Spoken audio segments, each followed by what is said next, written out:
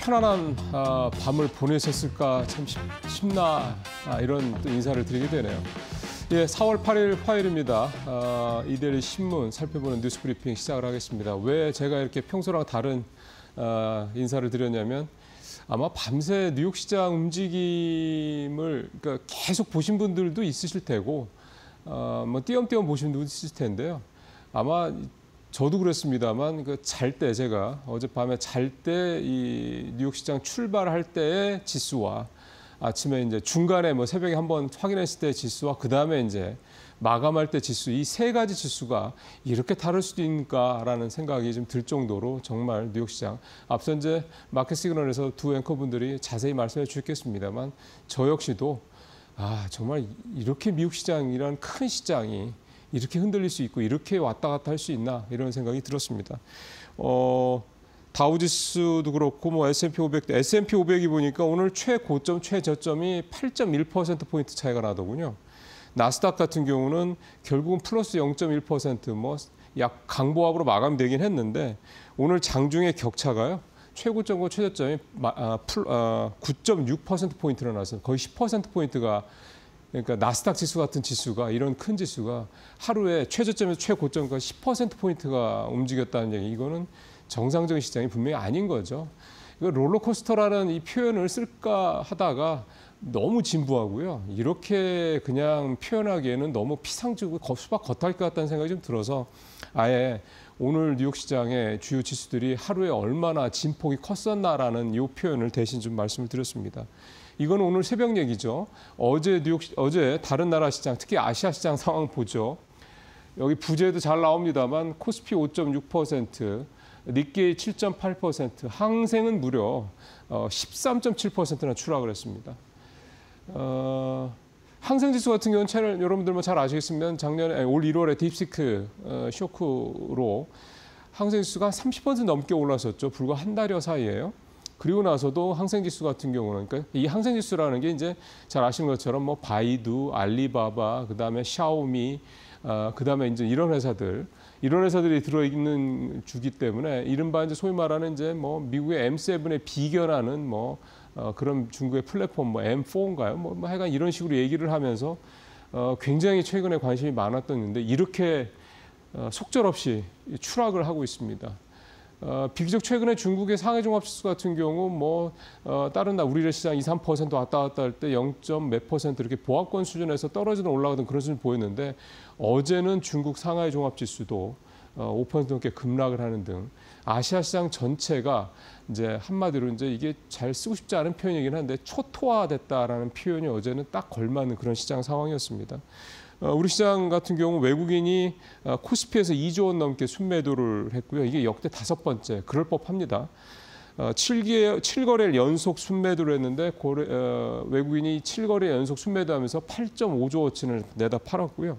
그리고 코스피도 저 어제 깜짝 놀랐습니다. 2,300선이 찍혀 있길래 그래서 봐 2,400, 500, 우리 600 뭐 이런 때 아닌가 불과 이렇게 한 1, 2주 사이에 지수가 2,300까지 추락한 그런 상황이 됐습니다. 아시아 시장 그렇고요. 중국 상해 종합지수 마이너스 7.3%네요. 선전 종합지수 여기에 좀 우리로 따지면 나스닥 같은 경우인데 여기는 무려 10.7%. 그러니까 기술주들이 어제 아시아 시장에서 특히 더 많이 떨어졌다 이렇게 좀 정리를 해볼 수가 있겠고 일본 증시도 특히 도요타. 일본 증시는 잘 아시는 것처럼 자동차 관련주들이 아무래도 이제 미국의 수출 이 비중이 높기 때문에 도요타를 비롯한 자동차 관련주들이 지금 급락을 했다라는 모습을 볼 수가 있겠습니다. 가장 사실 어제 좀 걱정스러웠던 거는 장 마감 후에 환율입니다. 어제 환율이 33원이 급등을 해서 1,460원대 후반 올라갔죠. 이후에 시간에 걸려서 1,470원대까지 올라갔더군요, 결국은. 그래서 오늘 이제 어떻게 될지 모르겠는데 1,470원대에서도 노는 그런 모습이 나타나지 않을까 싶은 생각인데 뭐 탄핵 인용 효과 정말 불과 하루 이틀 만에 이렇게 원점 회귀되는 그런 상황이 좀 벌어졌습니다. 반면에 엔화 가치가 좀 계속 올라가고 있죠. 145엔인데 제가 오늘 아침에는 죄송하지만 확인을 못했습니다만 엔달러 환율이 지금 이렇게 145엔대로 그러니까 엔화 가치가 굉장히 급등을 한 거죠. 다시 작년 8월 때처럼 또 엔캐리 트레이드에 대한 우려, 공포감이 또 부상하고 있는 그런 상황입니다. 그러니까 이 엔달러 환율도 여러분들께서 지금 145엔 전후거든요. 요 축에 그러니까 엔달러 환율이 145엔 145엔 밑으로 떨어진다고 생각하면 계속 엔화 가치가 강세를 보인다는 거니까 이 145엔을 중심으로 해서 좀 엔화 추이도 좀 보실 필요가 있겠습니다. 이렇게 상황이 되다 보면요, 사람들 마음의 심리가 그럼 도대체 어디로 피난을 해야 돼? 피난처 얘기를 생각하기 쉽죠. 그래서 최근에 피난처로 뭐 금이 그동안의 피난처였는데 금도 요즘에 떨어지지 않습니까? 그러다 보니까 요즘에 이 고배당 ETF 쪽으로 시선을 돌리는 분들이 많다. 이 내용이 오늘 이데일리 증권면 기사의 톱 기사가 되겠습니다. 표가 아마 나올 텐데요. 최근 일주일 동안 고배당 ETF 순매수 규모 좀 보시죠. 플러스 고배당주, 그다음에 타이거 은행 고배당 플러스, 그다음에 타임 포트폴리오에 플러스 배당 액티브 등등 이게 배당주 많죠. 이건 이제 국내 상품 얘기고 미국도 마찬가지입니다. 미국 배당 다우존스, 그다음에 커버드콜은 계속해서 작년부터 좀 관심들이 많으시죠. 이것도 그렇고 커버드콜이 아무래도 그냥 그 ETF 상품들보다는 그냥 일반적인 채권 상품들 중심의 좀 안정적인 ETF 상품보다는 훨씬 수익률이 높으니까요. 커버드 상품들이 또 최근 같은 때 관심들이 많이 또 있습니다. 또 월배당도 하는 그런 상품들도 많고 결국 이제 지금 시장은 이제 투자 전략가들의 얘기는 변동성이 높아지는 즉 소위 말하는 성장성 중심의 이런 투자 전략에서 안정적인 현금 흐름 또 저변동 중심의 그래서 이제 배당주 얘기가 나오는 것 같습니다. 중심을 얘기를 하고 있고요. 또 하나 좀 첨언을 좀 드리자면은 어쨌든 장이 좀 조정이고 계속 떨어지고 있지 않습니까? 근데 이제 결국은 이제 어느 순간에 이제 반등을 하겠죠.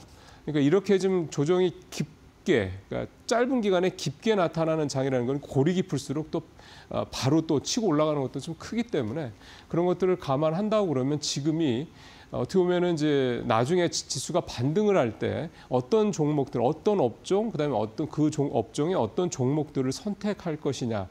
그때 가서 갑자기 장 반등하면 또 사람이 또 좀 마음이 또 좀 정신없지 않습니까? 그러면은 정말 좋은 종목을, 좋은 업종을 고르기가 어렵죠. 그래서 이런 때 미리 지수와 함께 같이 반등을 해줄 만한 업종은 뭐고, 그다음에 종목은 뭔지 이것들을 미리 선택을 해서 예를 들어서 반도체가 지금 지수가 올라갈 때 가장 우리나라에서 어쨌든 그동안의 선례를 봤을 때 가장 그 반등폭이 크지 않습니까? 그럼 이 반도체주를 일단 업종을 선택을 하고 그럼 나는 반도체에서 삼성전자를 살 거야, SK하이닉스를 살 거야, 또 뭐를 살 거야, 소부장 뭐를 살 거야 이런 식으로 그런 종목들을 업종당 서너 개, 두세 개 이렇게 축약을 해놓는다면 정말 장이 다시 반등을 할 때 굉장히 발빠르게 대처할 수 있다라고 이미 이런 식의 하락장을 경험을 해본 그런 분들이 얘기를 하더라고요. 저도 좀 공감이 가는 내용이어서 여러분들께서 좀 참고하셨으면 좋겠다는 생각이 들어서 말씀을 드렸습니다. 자, 실적 발표 오늘 하죠. 1분기는 큰 기대할 필요는 없다. 큰 기대할 수 없다 얘기가 나옴에도 불구하고 기대가 또 안 될 수는 없지 않습니까? 근데 어쨌든 최근에 개인 투자자분들은 삼성전자를 계속 담고 있고요. 외국인들은 계속 팔고 있습니다. 앞서 우리 주식 떨어질 때 삼성전자가 그 최근 코스피에서 7거래일 동안 8.5조 외국인들 순매도였다고 말씀드렸는데 삼성전자 비중이 제일 크겠죠. 어쨌든 그 정도로 삼성전자 외국인들 좀 다시 팔고 있는 그런 상황인데요. 개인들은 1.4조 순매도를 하고 있고요. 표가 아마 나올 겁니다. 외국인은 1.8조 좀 팔고 있고요. 보시죠. 오른쪽에 막대 그래프 보시면 되고요. 이런 사이에 이제 삼성전자 주가 보면은 이제 53,200원까지 어제 기준으로 좀 주가가 뚝뚝뚝 떨어졌습니다. 3월 말에 6만 원대 턱걸이를 하고 있다가 결국은 이제 5만 원대로 내려와서 계속해서 좀 내려가고 있는 그런 상황이 좀 되고 있고요. 1분기 잠정 매출 6.2조, 영업이익 3,700억 정도. 그래서 이거 LG 에너지고요. 삼성전자 1분기에 영업이익 5.1조. 이게 이제 전년비 22% 감소하는 거니까 좀 부진한 거죠. 근데 매출액은 전년비 7%가 증가할 것으로, 그러니까 외형 성장은 계속 하고 있다는 얘기가 되는 거고요. 근데 이제 2분기에는요, 영업이익이 6조 2천억까지 늘어날 것으로 전망이 되고 있어서 1분기 대비해서 전분기 대비 21% 정도 성장을 하니까 결국 1분기가 이제 삼성전자는 저점이 될 거다. 과거에도 좀 1분기가 좀 전체적으로 그 해 분기별 실적에서는 좀 제일 안 좋았던 거니까 그런 걸 이제 감안했을 때 이렇게 얘기가 나오고 있어서요. 그래서 이제 요즘 개인 투자자분들이 삼성전자를 계속해서 저가 매수를 하시고 있는 그런 모습들입니다. 사실은 이제 관세 충격이 워낙 크다 보니까 별로 마땅한 대안이 없는 상황이기도 한데요. 어쨌든 삼성전자 오늘 실적이 시장 컨센서스 정도만 맞춰준다고 그러면 그래도 좀 한숨 덜지 않을까 그런 생각이 좀 듭니다. 마지막으로 LG 에너지 솔루션 얘기인데요.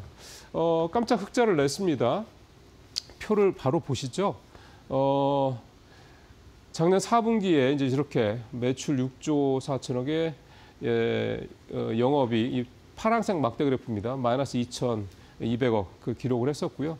AMPC 보조금, 그러니까 미국 보조금 배제하면은 6천억 촌실이었는데 이게 이제 올해 1분기로 넘어와서 매출 6조 2천억, 매출 조금 줄었죠. 그다음에 1분기 영업이익이 3,700억 이렇게 났습니다. 시장 컨센서스보다 더 나왔고요. 근데 이제 미국 보조금 빼면 이제 830억 마이너스 아직 그렇다 이제 이렇게 되는 건데 일단은 내용을 들어보니까 주요 고객들한테 물량 출하가 좀 견조하게 이루어지고 있고요. 환율 상승 효과도 있고 그다음에 ESS 에너지 저장 장치의 완성차향 일부 샘플 출하 증가 이런 것들도 좀 있고요.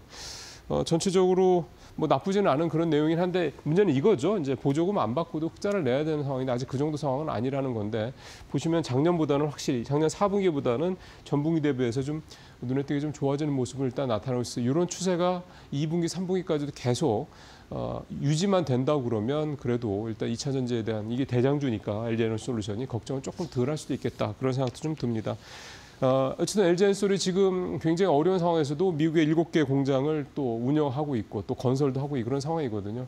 그러니까 결국에 LG도 지난번에 이제 부광모 회장도 밝혔습니다만 회사 그룹의 주력으로 에너지 이 배터리 사업은 무조건 간다. 이런 어떤 의지를 보였던 것들이 꼭 성과를 좀 얻기를 기대를 해보겠습니다. 마치겠습니다.